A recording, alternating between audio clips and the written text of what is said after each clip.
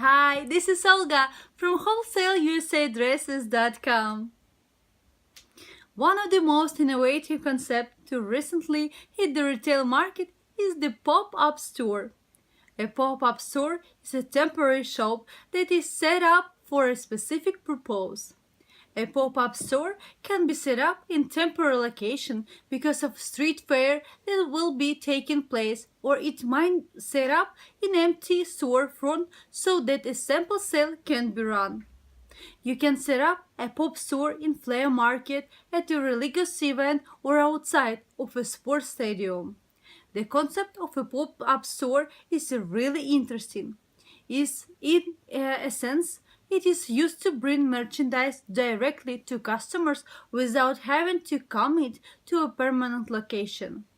The advantages to the retail includes the fact that they can test out a location without committing to rent out the space on an annual basis. In addition, the retailer can easily move his pop store to other locations as needed. For example, a dress boutique might open up a pop shop in downtown location to coincide with a business conference that is taking place over the weekend. The pop-up shop can benefit from the influx of businesswomen that will be attending the conference over the weekend.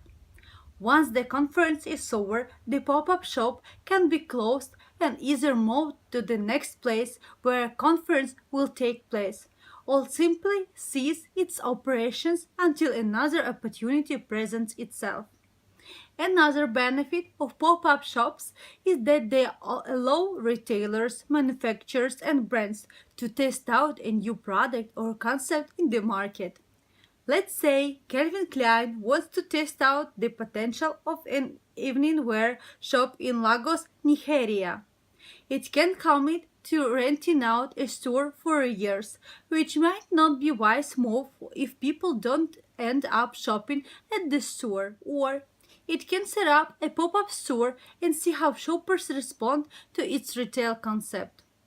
If Calvin Klein sees that shoppers love its dresses, then it can set up a permanent location. Or maybe a manufacturer wants to start producing office suits made from silk. The manufacturer can set up a pop shop in a business district and test out the customer demand for silk office suits. If people buy them, then the manufacturer will know that it's a good idea to start producing those suits. Now, while I do think this is an amazing business model, it does have challenges. There are disadvantages to opening up pop-up stores, and they are as follows. The rent that you will pay for a temporary location is usually higher than what you would pay for same location on an annual basis. The landlord realized that he will have to look for a tenant after you leave, so he will seek to maximize the amount of rent that he will collect from you. The landlord might feel like he is doing you a favor by agreeing to rent the space to you for a short period of time. If your store works out really well and customers love shopping by you, you are still limited by the temporary nature of the location. Once the time is up for the location, you will have to close the store even if there's a big demand for what you are selling. Also, using a pop-up business model makes it hard to develop a loyal following among customers. First of all, your customers can only shop by you if they know where you are located. And second of all, people forget that they don't see on a regular basis. People will forget about your shop if you are always moving to a new location.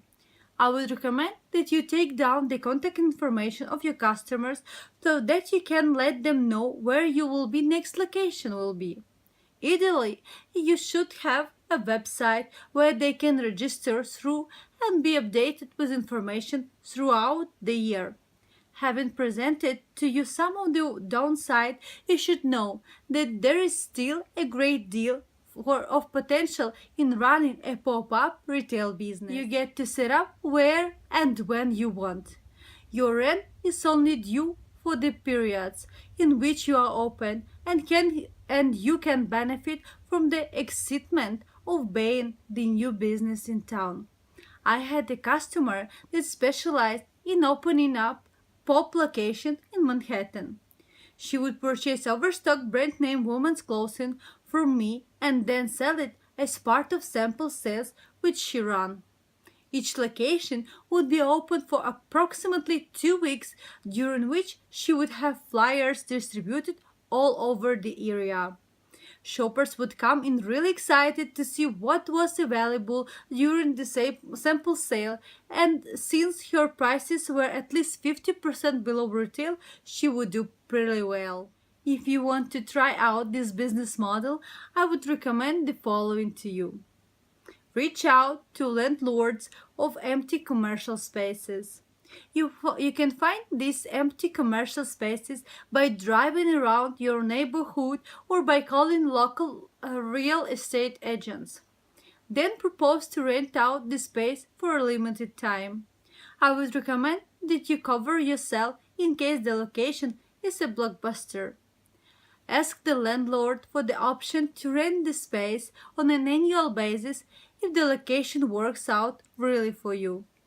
You should also ask the landlord to give you a good deal on the spot, since otherwise it will remain empty until he finds a permanent tenant. Once you have secured the space, you will want to get in touch with your wholesale and closeout sources. You will want to focus on brand name and designer merchandise, which you can sell for at least 50% below the regular retail price.